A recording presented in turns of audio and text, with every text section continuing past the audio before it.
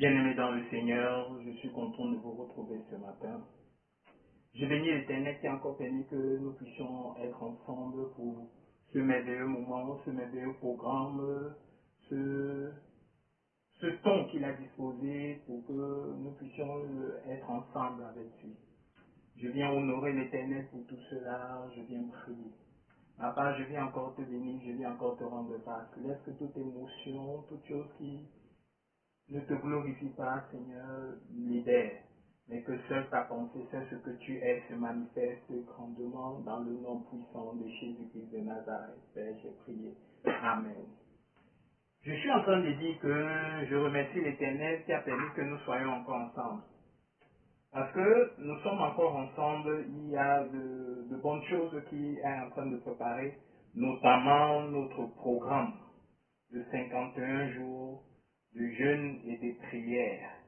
J'ai déjà les messages des gens qui disent « Oh, 51 jours, c'est trop, c'est. » Mais bénissons l'Éternel qui a aimé dans sa miséricorde que nous puissions être participants de ceux qui le cherchent.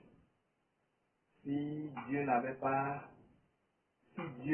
pas, excusez, je retrouve ok. Si Dieu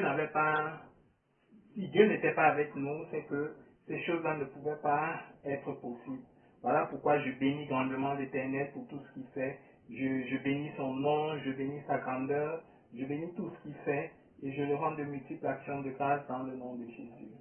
En fait, comme je disais, ce programme, c'est un long programme, c'est vrai, mais c'est un programme dans lequel il est stipulé dans ce programme que les personnes qui veulent retrouver leur identité, si tu sais qu'à un moment donné, ton identité était partie, si tu sais qu'à un moment donné, tu te battais pour beaucoup de choses, mais ton identité principale, la chose qui faisait de toi ce que tu es, n'existait plus, c'est le moment de te lever devant l'Éternel.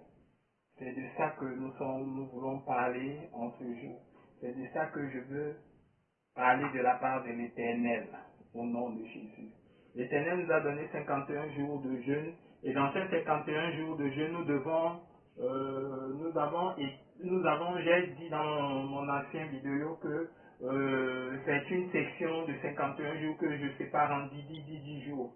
Et dans les 10 jours, pour vous connecter d'abord au programme, j'ai expliqué, il faut l'offrande de connexion, c'est obligé. C'est ceux qui ont fait l'offrande de connexion, qui ont la liberté d'appeler 24 sur 24, 7 sur 7. Il n'y a pas de problème. Dieu a autorisé par rapport à ça. Et après les 10 jours, il y a ce qu'on appelle son offrande d'action de grâce. Parce que nous avons fini une session de 10 jours selon le thème, selon le sous-thème que Dieu a donné. Parce que le principal thème, c'est je traverse ces déserts pour récupérer mon identité. Ça, nous le connaissons. Et puis, c'est la première édition de Ligne of Fire. Cette fois-ci, je verrai Dieu. Donc, c'est vraiment magnifique.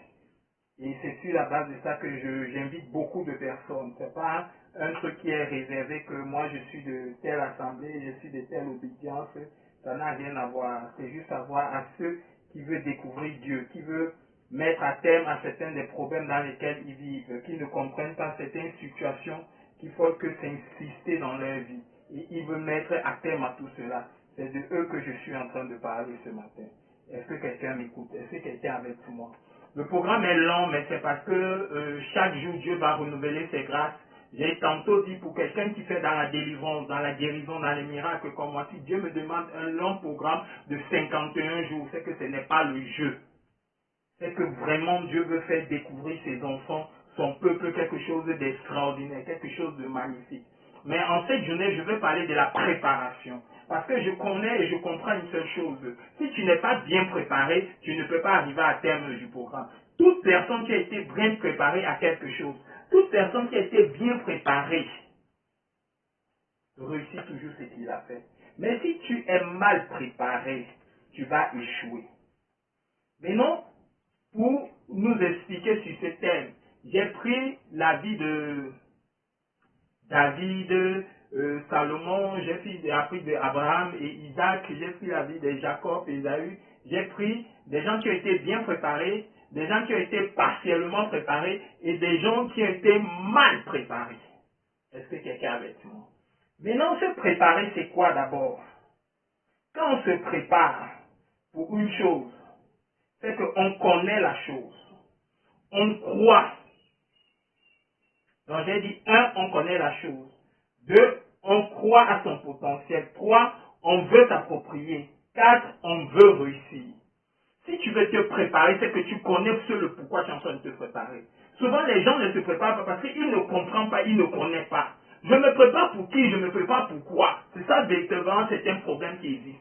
Pourquoi je me prépare à ce niveau? Si tu ne connais pas la chose pour laquelle tu es en train de préparer, tu ne peux pas. Si tu ne sais pas que je me prépare pour entrer dans le mariage, tu feras un mauvais mariage. Si tu ne sais pas que je me prépare pour réussir dans telle affaire, dans telle chose, et que je dois d'abord bien me préparer, tu vas rater même si la chose est devant toi. Si tu ne sais pas que je me prépare dans mon ministère, quand ce moment-là va arriver, ça va t'échapper. Écoutez, le truc là, c'est pas la course. C'est une bonne préparation veut dire que quoi? On a pris le temps de t'équilibrer, de te façonner, de te mettre. Et quand tu arrives, il n'y a pas des choses qui vont te bousculer. Est-ce que quelqu'un me comprend? Tellement tu connais la chose, tellement tu veux la chose, tellement tu as soif de ça. Et tu t'es préparé, tu as été patient, tu as été équipé, tu as supporté les souffrances, tu as supporté l'ingratitude. La chose là ne peut plus t'échapper. Parce que malgré toutes les choses qu'elle va faire, ta préparation va faire en sorte que tu réussis. Écoutez, les meilleurs militaires d'élite sont ceux qu'on a fait une préparation. Donc, tu ne peux pas préparer à quelqu'un pour toute chose. Mais tu façonnes son corps à s'adapter à toute situation. Parce que quand la chose va revenir, il va dire, je me suis préparé, entraîné pour toi. Alors voilà comment je vais faire. Est-ce que quelqu'un est avec moi? Maintenant, la mauvaise préparation, c'est quoi? La précipitation. Ça veut dire que là, tu vois la chose, tu veux te précipiter à faire. Tu t'es mal préparé. La précipitation, c'est une mauvaise préparation. L'enthousiasme. Oh, je vais faire. Quand la chose va arriver, je vais faire comme ça. Je serai comme ça. Je serai dans le mariage comme ça. Je serai dans mon foyer comme ça. C'est l'enthousiasme. L'enthousiasme amène l'échec. L'émotion, la passion. Ne mets pas toutes ces choses là-dessus. L'orgueil, je vais faire pour. La colère, la concurrence. Si tu fais pour compétir contre quelqu'un, tu vas échouer. Est-ce que quelqu'un est avec moi? La flatterie. Te préparer pour une mauvaise raison, mauvaise information. C'est tantôt, je disais, on se prépare mal. La bonne préparation, c'est l'importance de la chose. Pourquoi tu te prépares? Qu'est-ce que la chose peut t'amener? Pourquoi tu as tellement soif de ça? Quand tu connais la valeur de cette chose, quand tu comprends, il n'y a rien dans la préparation. Tu vois, nous sommes souvent impatients parce que nous ne comprenons pas ce que tu cherches. J'entends souvent les jeunes filles, le plus souvent les jeunes filles disent que oh, je veux le mariage, je suis fatigué, je suis fatigué. Non, tu n'es pas bien préparé. Quelqu'un qui se prépare à une chose n'arrête que sa préparation quand la chose, oh my goodness, n'arrête que sa préparation quand la chose est là. Il ne dira pas comme les autres que je suis fatigué. Non, tu es fatigué parce que tu as besoin du sexe. Tu es fatigué parce que tu as besoin de... Tu te sens seul. Tu es fatigué parce que il y a peut-être que tu veux quelqu'un qui t'accompagne dans tes besoins financiers. Et quand ces choses-là seront comblées dans le foyer, tu vas dire que, mais pourquoi cet homme-là a la grosse tête comme ça? Pourquoi cette femme-là est déjà devenue comme ça? Ah, tu t'étais mal préparé. Mais celui qui s'est préparé, pas parce qu'il se sentait seul, pas parce qu'il avait besoin de quelqu'un qui va combler ses besoins financiers, pas pour un besoin de sexe, mais parce qu'il sait que ce mariage dans lequel je vais entrer, voilà comment je veux qu'il se déroule. Alors je me prépare à être un bon mari, à être un bon père, à être un bon chef de famille. Je me prépare à être une bonne femme, à être. Quand il va entrer dans ce foyer, même si l'homme est comment, elle saura comment le ramasser. Oh my goodness. C'est-à-dire que même s'il est impoli, elle saura comment parler. Parce qu'elle s'est préparée à la chose. Dans cette préparation, il n'y a point d'échec. C'est-à-dire qu'il n'y a point de divorce. Celui qui s'est bien préparé au ministère, aucune situation ne peut être... Tu ne l'attendras jamais dire « je suis découragé ». Tu l'attendras simplement dire « oh, c'est difficile, mais Dieu est là ». Parce qu'on lui avait préparé, il s'est préparé. Oh, j'ai subi les échecs, j'ai subi beaucoup de choses, j'ai subi les flèches, j'ai subi, je ne sais pas, beaucoup de choses des gens. Même ce que je ne pensais pas pouvoir faire. J'ai vu la colère, j'ai vu la méchanceté venir sur moi. Mais à un moment, quand j'ai dit non, l'Éternel m'a assez préparé pour cette chose. C'est vrai que c'est difficile, mais jamais, je dis toujours, mon rédempteur est debout. Même s'il y a le vent, même si les choses me secouent, l'Éternel Dieu Tout-Puissant est là, parce que j'ai été préparé à le servir. Est-ce que quelqu'un est avec moi? Alors nous allons entrer. J'ai dit, celui qui est bien préparé va plus réussir. Tu es bien préparé dans ce programme de 51 jours. Tu sais pourquoi tu entres. Tu sais la soif de ce que tu attends. Tu sais ce que tu veux recevoir pendant ces 50 jours. Ça ne doit plus être comme les autres programmes que tu as fait pendant longtemps, mais ça doit être un programme différent et à part. Alors tu te prépares. Cette préparation de ces 50 jours, c'est quoi? Tu te purifies, tu laves des émotions, tu nettoies tes envies bizarres, tu enlèves tes dimensions de colère. Là où tu avais une rancune, tu te débarrasses de ça. Tu es léger dans le programme. Pourquoi? Je vais vous expliquer la mauvaise préparation. Écoutez, la Bible nous dit une chose. Dieu a dit à Abraham que Dieu a commencé à le préparer pour qu'il soit le père d'une nation. Dieu a pris son temps. Voilà pourquoi Abraham a eu l'enfant dans le tard. C'est que Dieu voulait d'abord que la mentalité d'Abraham change parfaitement. Qu'il ne soit pas comme les autres, mais qu'il soit différent, qu'il y ait une nouvelle. Vous voyez un peu la chose. Ça dit que lui, seul dans toute la terre, a une mentalité différente. Écoutez, son frère a eu l'enfant avec sa nièce. Est-ce que quelqu'un me comprend? Ça veut dire qu'il y avait une telle chose qui se passait à l'époque que Dieu voulait que Abraham ait une pensée différente, qu'il puisse à communiquer, que tout ce qui était comme habitude, caractère en lui, change pour mettre ce que Dieu veut. Les gens qui disent que le caractère ne change jamais, c'est faux. C'est Dieu qui modifie ton caractère en fonction du mouvement, de l'atmosphère, du lieu dans lequel tu es. Tu grandis avec un système de caractère, tu grandis parce que tu vois certaines choses. Alors Dieu modèle tout ça à sa façon pour que tu commences à devenir comme il veut et que c'est ce que tu reflètes autour de toi. Est-ce que quelqu'un avait tout? Ok. Alors vous allez vous rendre compte que Dieu prépare Abraham. Dieu n'échoue pas. Il a bien préparé Abraham. Abraham aussi a fait un enfant qui est Isaac. Maintenant, regardez la chose. Abraham a préparé Isaac à comprendre qui est Dieu. Ce que Dieu veut, ce que Dieu marche, comment on fait. Abraham a pris le temps de préparer, mais il a préparé Isaac partiellement. Pourquoi je le dis? Il a préparé Isaac à avoir la crainte de Dieu, c'est vrai. Il a préparé Isaac à savoir certaines choses qu'on peut faire et qu'on ne peut pas faire. Mais il n'a pas pris le temps de le préparer en tout. De façonner son caractère, son esprit, ses choses, et de s'abandonner à un certain système. Ok. De ce fait, quand Isaac grandit, et les enfants, il a deux enfants, Jacob et Esaü. Mais non, Isaac aussi prépare mal ses enfants. Lui, on l'a partiellement préparé. Lui, il prépare mal ses enfants. Voilà pourquoi Jacob est né avec la ruse. Mal préparé. Il ne savait pas ce qui était important, comment Dieu lui demandait de marcher, qu'est-ce qu'il fallait sacrifier, qu'est-ce qu'il ne fallait pas sacrifier. Mais on l'avait dit les choses de Dieu. Mais on l'avait mal préparé. Pour contre, le problème est venu dès l'instant où Dieu dit quitte de ta famille et que Abraham demande que son fils parte rejoindre la femme dans la famille dont on lui a dit de quitter. Là commence le premier problème. Donc la préparation était partielle. La personne qui était à côté de lui n'était pas bien préparée. Et puis ça a engendré ces deux choses. Ça veut dire que la maman aimait Jacob et le père aimait Esaü. Tu vois, une mauvaise préparation. Ça a donné naissance à des enfants qui étaient compliqués. Ça fait que Jacob, de son côté, qui connaissait Dieu, a mal préparé la femme qu'il aimait, qui est Rachel, et d'où Rachel est même partie avec les dieux de son père, alors que Jacob aimait le Dieu d'Israël. Est-ce que quelqu'un est avec moi? Est-ce que quelqu'un me comprend? C'est sa vie là-bas dans le désert qui a amené une espèce de transformation.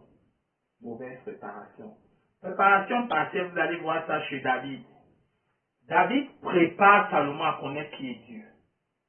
et qu'on doit se sacrifier pour Dieu. Et il prépare Salomon à s'investir pour Dieu.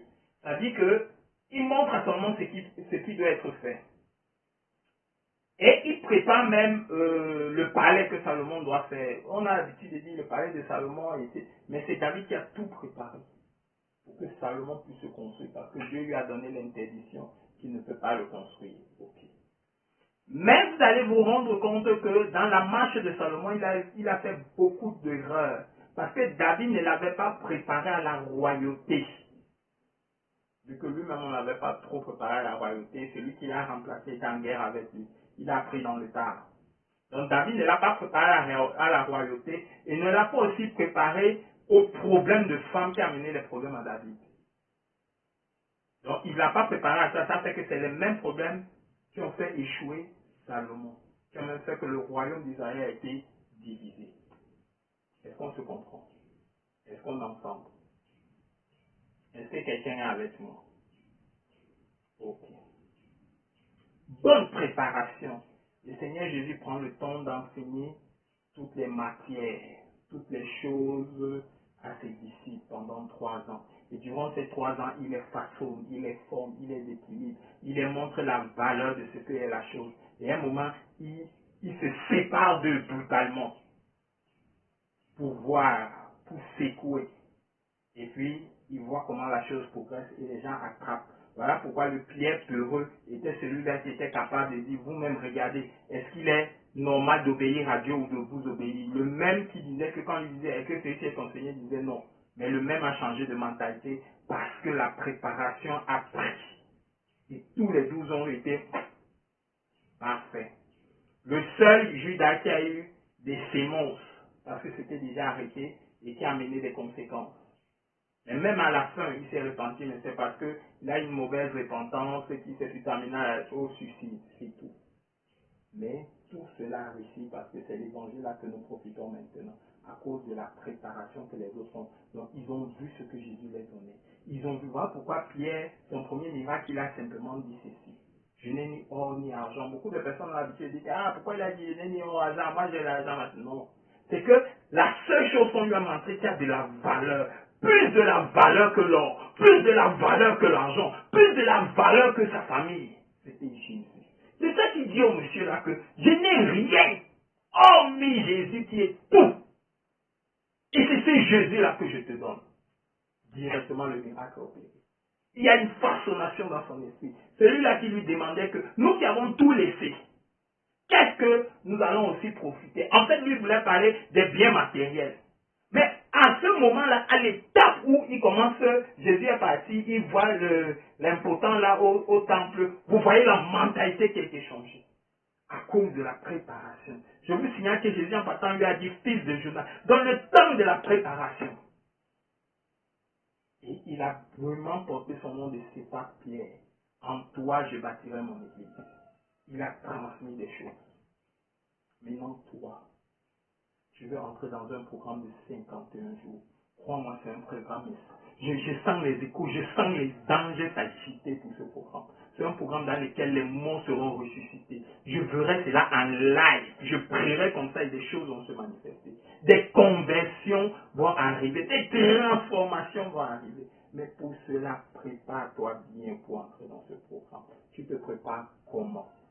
Débarrasse-toi de toute espèce de cupidité, mensonge, hypocrisie, orgueil. Tout ce que toi-même tu sais que tu ne plaît pas à Dieu. Libère-toi de cela. Le temps est venu pour que tu t'appropries ce que ton Père, l'Éternel Dieu d'Israël, le Seigneur Jésus-Christ de Nazareth a fait pour toi. Le temps est venu pour que tu marches selon les pas de Jésus. Le temps est venu pour que on voit la gloire de Dieu marcher. Le temps est venu pour que Dieu fasse la différence entre ceux qui le servent et ceux qui ne le servent pas. Le temps est venu pour que nous vivons cette prophétie qui dit année de soulèvement, de combat et de hauteur. Combien de soulèvements tu as eu cette année? Combien de combats tu as eu cette année? Le moment est venu pour que tu aies aussi les hauteurs. Nous n'allons pas simplement vivre des combats. Nous n'allons pas simplement vivre des soulèvements. Le moment est venu pour que nous vivions la gloire de Dieu. Moïse a dit, je veux voir ta gloire. Mais laissez-moi vous dire, tous ces gens-là n'avaient pas ce que nous, on a en cette période, qui est le Saint-Esprit habitant en nous. Le moment est venu pour que nous voyions la gloire de Dieu plus que jamais. C'est ce que je prie. Qu'elle libère ton cœur. Purifie-toi comme jamais. Relâche-toi, parce que la première semaine, nous entrons dans une cadence extraordinaire. Relâche-toi, débarrasse-toi de toute l'odeur. Débarrasse-toi de toute l'odeur. Oh, je suis avec 6 hommes différents. Débarrasse-toi. Ne dis pas qu'après le programme, libère-toi, dis Seigneur. Cette fois-ci, Moïse avait dit une chose qui me plaît. Et c'est ça qui, en cette période, me fait marcher. Si tu n'es pas avec moi, ne me laisse pas partir d'ici. C'est ce que tu dois dire. Parce qu'après, non, Seigneur, ça doit changer. Ma situation, ma santé, mes relations, tout ce que j'ai subi doit changer. Parce que je suis un fils, une fille de Dieu. Est-ce que quelqu'un me comprend? C'est le moment de vivre quelque chose d'extraordinaire. C'est une saison parfaite. Nous avons libéré le vent de la rentrée pour ceux qui accompagnaient les enfants. Maintenant, nous devons entrer pour que les hauteurs soient notre partage. Laisse celui qui dit qu'il connaît déjà. Laisse celui qui dit qu'il a déjà trop fait. Laisse celui qui dit qu'il s'est déjà trop sacrifié. Laisse-le. Le moment n'est plus venu de marcher en groupe. C'est chacun qui doit savoir ce qu'il cherche. Et accroche-toi. Au bout de ces 51 jours, Dieu fera quelque chose. C'est pas parce que Pasteur Fouze va prier pour toi. C'est pas parce que... Et puis c'est pour ça qu'il a mis prière en ligne. Pas des choses qu'on se voit. Prière en ligne. C'est parce que tu sais que c'est pour prier. Écoutez. La femme à la perte de sang, Jésus ne l'avait pas vue. Hein? Mais sa foi a fait que le miracle est descendu. Le miracle est descendu. Le miracle va descendre plutôt. Dieu va agir dans ta vie. Alors libère ton cœur, prépare-toi pour ce service. Quelle est la chose que tu vas dire que je ne peux pas déposer ça pour Dieu? Quelle est la chose que tu vas dire que je ne peux pas libérer ça pour Dieu? Combien de fois tu as fait et ça n'a cette fois-ci? Essaye avec Dieu. Essaye avec moi, avec Dieu durant ce programme et tu verras la grâce de Dieu. Papa, je prie pour que Seigneur beaucoup soient préparés, que leur cœur soit transformé. Ceux qui n'étaient pas en règle deviennent en règle. Ceux qui reçoivent la transformation, la guérison, le renouvellement de l'intelligence. Papa, un esprit nouveau. Seigneur Dieu de grâce, je prie pour que ton onction soit avec eux plus que jamais. Laisse que dans le nom de Jésus, nous vivons une autre réalité de toi. Durant ces 50 jours, Seigneur, que ton esprit, ton armée céleste nous accompagne pour vivre des moments extraordinaires. Au nom de Jésus-Christ de Nazareth, j'ai prié. Amen.